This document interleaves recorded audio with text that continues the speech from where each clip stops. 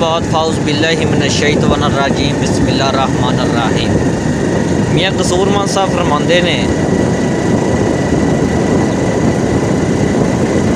तेरी सिफत की करा या मौला, तेरियां कुदरतां वेख हैरान होना। ते ज़रे ज़रे विच चमकदा है नूर तेरा, वेख वेख के पिया कुरबान होना। ते ताकत नहीं दिमाग नूं सोचने दी, ओ कदी इंसान ते कदी हैवान होना। करा दलीलां दे घोल कसूरमंदा, ओ कदी बुढ़ा ते कदी जवान होना। ते असली लोड़ करतार दी है, दफ्तार दी नहीं। ओ मियाँ एवें ना कूड़ियां कहानियां पा, ते जेड़ी नीयत ही ओही नमाज होनी। पर बूड़ियां ते भावें मसले दे थल्ले पा। हर रूप सनूप ते किसे वेखना नहीं, गल तस्बीहां ते हत्थी भावें चूड़ियां पा।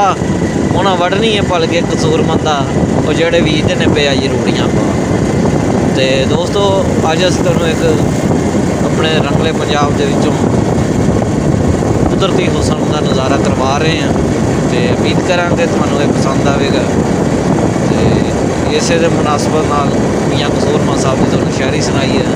अपना ख्याल रखियो, किसी होर वीडियो नाल मिलांगे। अल्लाह हाफिज़।